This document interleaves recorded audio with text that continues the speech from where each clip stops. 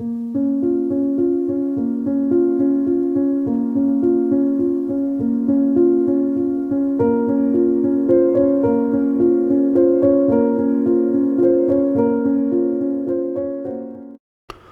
amigos e amigas do canal Monoteísmo Racionalista. Tudo bem com vocês?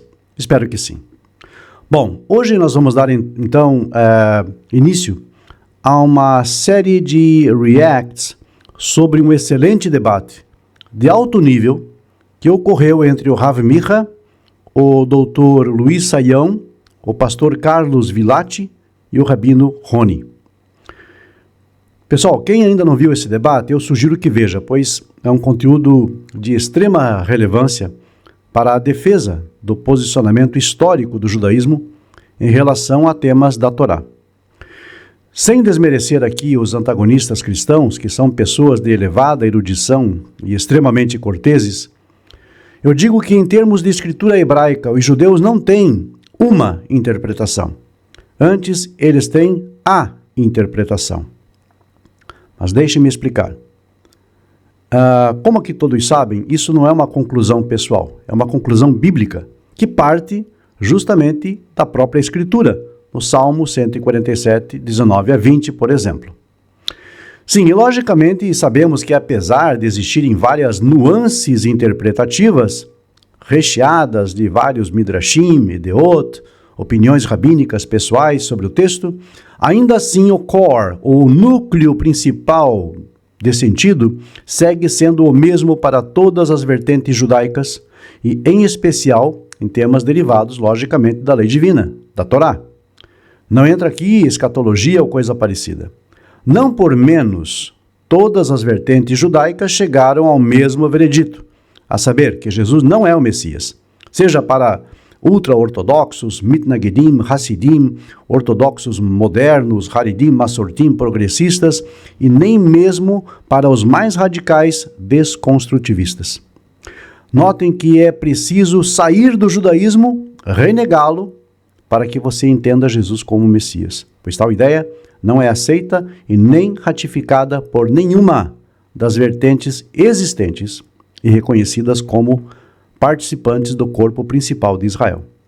E isto continua sendo assim mesmo para aquelas vertentes judaicas ou semi-judaicas, digamos, derivadas do judaísmo, como os samaritanos e caraítas, que, embora não aceitando a lei oral, apenas a escrita, eles também igualmente rejeitam a pessoa de Jesus como Messias de Israel. E que fique claro, independente do nome que se dê a ele, seja Jesus, Yeshua ou afins. Bom, com isso em mente, então, vamos seguir para um comentário do Dr. Luiz Saião, logo após a primeira fala do Rav Micha. Ele diz por volta do minuto 9.30, o seguinte, abre aspas, tem coisas assim que são, vamos dizer, para se pensar. Por exemplo, que aparece no livro de Daniel, capítulo 9, quando fala aqui Mashiach e Karet, né, que o Messias será cortado, e isso aparece que depois o templo vai ser destruído. Então, se o templo é destruído no ano 70, nós sabemos muito bem o que isso significa. Então, quer dizer, se o Mashiach não veio até a destruição do templo, então quer dizer, então não virá Mashiach nenhum. Fecha aspas. Esta é a fala do Dr. Luiz Saião. Nesta fala é provável que o eminente professor esteja se referindo à famosa profecia das 70 semanas, de Daniel 9, onde lemos a expressão Ikaret Mashiach, que ele verte como o Messias será cortado. A questão aqui é, será mesmo que esta expressão pode ser vertida desta forma, seguindo rigidamente a gramática hebraica? A forma verbal Ikaret é normalmente traduzida como será cortado. Com isso, normalmente os cristãos afirmam que o Messias seria cortado, isto é, morto. E mais, que a forma verbal aqui implicaria na mesma ideia de um sacrifício que era cortado sobre o altar e também implicaria na ideia de uma aliança que seria feita, pois acreditam que a forma do verbo significa isso, pois o mesmo radical é usado quando uma aliança é celebrada ou cortada entre duas partes. Entretanto, quando o radical kaf, resh, tav é usado em relação ao corte dos sacrifícios, e a celebração de uma aliança, a construção verbal é Paal, ou seja, voz ativa simples, e não Nifal, que é a voz passiva simples. Há uma diferença grande. Na forma como está no texto de Daniel 9:26, o termo significa ser destruído, ser aniquilado, ser extirpado, além da ideia de faltar, não estar presente ou deixar de existir. Mas será mesmo que aqui temos uma passagem messiânica? Será que o termo Mashiach, como ali aparece, é mesmo uma referência ao ungido prometido pelas Escrituras e pela tradição? Como todos sabem, e professores de hebraico em especial também sabem, um termo em hebraico, quando não traz um artigo definido, está naturalmente indefinido. Tal é o caso aqui no nosso texto de Daniel 9:26, onde aparece apenas Mashiach e não HaMashiach. HaMashiach. Faz diferença? Claro que sim. Mashiach significa ungido, uma pessoa que foi ungida no sentido de ser separada, consagrada para uma missão ou função especial. O termo vertido como ungido pode ser referência a sacerdotes, reis ou mesmo profetas. Então, como não tem artigo no texto, a palavra não pode estar se referindo àquele que chamamos de o Messias. Por esta razão, a frase Ikaret Mashiach deve ser vertida como um ungido será aniquilado, ou coisa assim. Ou então, um ungido será extirpado, e em última instância, um ungido será morto. E ainda que se possa dizer que a frase um ungido será morto poderia ser uma referência indireta a Jesus, convém lembrar que na maioria das vezes que Ikaret é usado, a ideia é de execução de juízo sobre a pessoa ou pessoas. Como vemos em Gênesis 9:11, quando lemos ali que ninguém mais sofreria aniquilação pelo dilúvio, em Levítico 17:14, onde lemos que quem consumisse sangue seria extirpado do povo, ou em Zacarias 14:2, sobre o restante do povo que não seria extirpado da cidade. Desta forma, não é errado entender que este ungido aqui de Daniel 9:26 seria extirpado em juízo, como julgamento divino até. E por quê? Porque o restante do verso diz, Ve'en lo, que é uma frase controversa em hebraico, e que pode significar várias coisas, só que todas elas negativas. Entre os sentidos mais comuns seria, e não será mais, no sentido de ser destituído de alguma posição. Pode ter o sentido de desaparecerá ou não terá mais nada. De qualquer forma, a expressão denota ausência, falta ou remoção.